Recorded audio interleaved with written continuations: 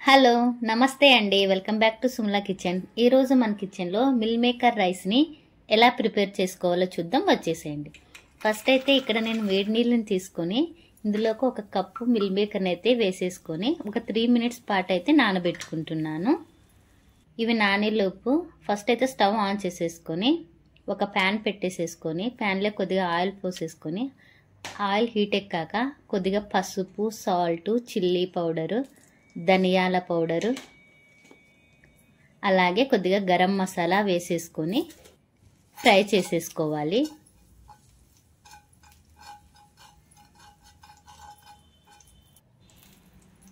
ఇలా ఫ్రై అయిన ఈ మసాలాలోకి మనం నానబెట్టి పెట్టుకున్న మిల్ మేకర్ని అయితే ఇందులోకి వేసేసుకోవాలి।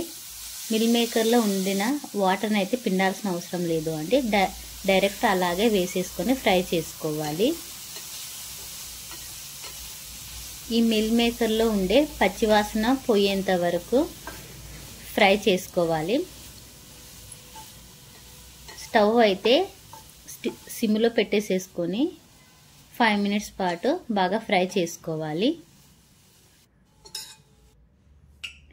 ఇలా ఫ్రై చేసుకున్న మిల్ మేకర్ని పక్కన పెట్టేసేసుకొని తర్వాత ఇంకొక ప్యాన్ పెట్టుకొని ఇందులోకి కొద్దిగా ఆయిల్ పోసుకొని ఆయిల్ హీట్ ఎక్కాక కట్ చేసి పెట్టుకున్న ఆనియన్స్,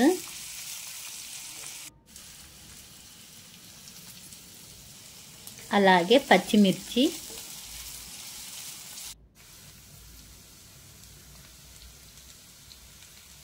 కొద్దిగా కరివేపాకు, అలాగే చిన్నగా కట్ చేసి పెట్టుకున్న క్యాప్సికమ్ ముక్కలు, అలాగే క్యారెట్ ముక్కలు, క్యాబేజీ ఇలా ఒకదాని తర్వాత ఒకటి వేసి అన్నీ ఫ్రై చేసుకోవాలి।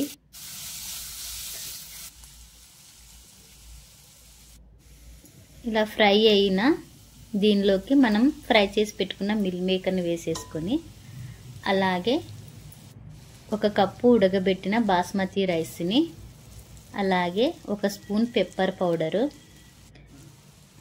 ఒక స్పూన్ గ్రీన్ చిల్లీ సాసు, అలాగే red chilli sauce, soya sauce ఇవన్నీ వేసేసుకొని 2 మినిట్స్ పాటు హై ఫ్లేమ్లో పెట్టుకొని స్టవ్ బాగా ఫ్రై చేసుకోవాలి। ఆఫ్టర్ 2 మినిట్స్ లాస్ట్లో మనం కొద్దిగా కొత్తిమీర, ఉల్లికాడలు వేసేసుకోవాలి। ఇక్కడైతే మనకు మిల్ మేకర్ ఫ్రైడ్ రైస్ అయితే రెడీ అయిపోయిందండి। ఈ రెడీ అయిపోయిన ఈ రైస్ను ఒక సర్వింగ్ ప్లేట్లోకి అయితే సర్వ్ చేసేసుకుందాం।